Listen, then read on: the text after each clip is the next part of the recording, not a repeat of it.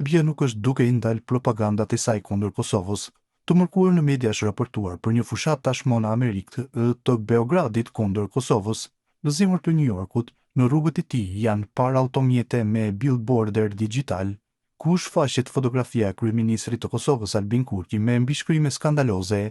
Në to pretendohet se Kurti dhe regjimi i tij po arrestojnë dhe shqetësojnë fëmijët serb, ndërsa në një tjetër shkruhet se varrezat dhe komuniteti serb po dhunohen vazhdimisht. Fotot e kësaj fushate u publikuan nga sociologu Derdan Kadaj, i cili e ka quajtur këtë veprim fort alarmant dhe një përpjekje të ratës të Serbisë për të manipuluar opinionin publik perëndimor.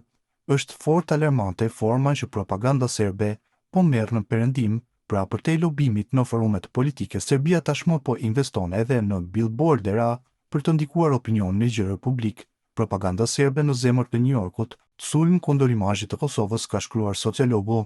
Analisti politik Eduard Gashi thotë se akti i Serbisë nuk është i rëndësishëm. Sipas tij, Beogradi ka zgjedhur New Yorkun për të bërë propagandë sepse aty ndodhet Selia e Kombeve të Bashkuara dhe sepse në këtë javë bëhet Asambleja e Përgjithshme e OKB-s.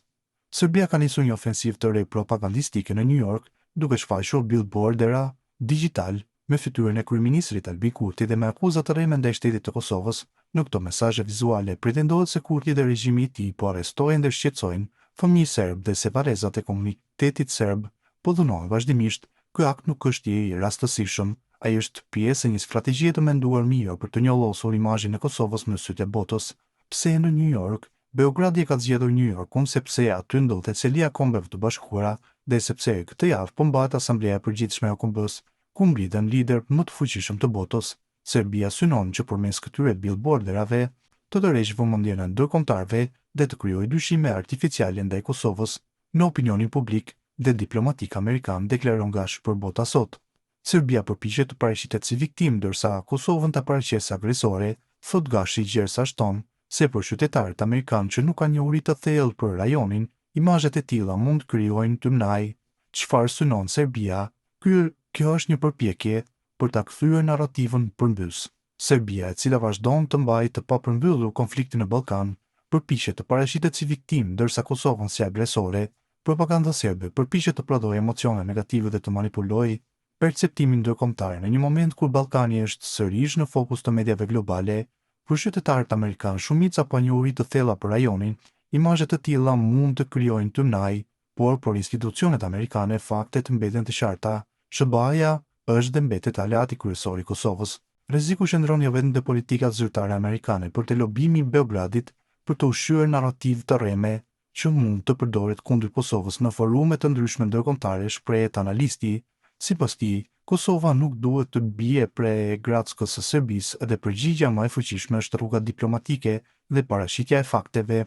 Ai konsideron se është jetike që Kosova të reagojë shpejt me dinjitet dhe profesionalizëm, duke përdorur çdo rast për të treguar të vërtetën. Kosova nuk duhet të bjerë në grackën e Serbisë duke hyrë në një betejë propagandistike të ngjashme. Përgjigjja më e fuqishme është rruga diplomatike dhe paraqitja e fakteve. Raportet ndërkombëtare tregojnë qartë respektimin e të drejtave të njeriut dhe të minoritetit në Kosovë. Diaspora shqiptare në SBA dhe institucionet kosovare mund të ngrenë fushata pozitive për që tregojnë realitetin e Kosovës një shtet demokratik me institucione funksionale dhe multietnik.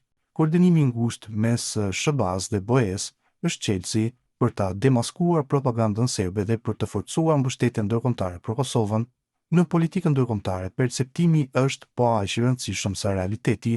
Nëse propaganda serbe nuk kundërshtohet në kohë, ajo mund të krijojë hije dyshimi mbi Kosovën, edhe kur faktet janë anën tonë. Prandaj është jetike që Kosova të reagojë shpejt me dinjitet dhe profesionalizëm, duke përdorur çdo rast për të treguar të vërtetën. Billboarderat serb në New York nuk janë thjesht poster, ato janë një sulm frontal ndaj legitimitetit të Kosovës. Serbia po përpiqet të maskojë të vërtetën dhe të tashmen e saj agresive duke e shpifur kundër një shteti të lirë dhe demokratik. Përgjigjja e Kosovës duhet të jetë e qartë. Ne nuk kemi frikë nga propaganda, sepse kemi faktet, të drejtën dhe aleatët tanë në anën tonë, përfundon Gashi.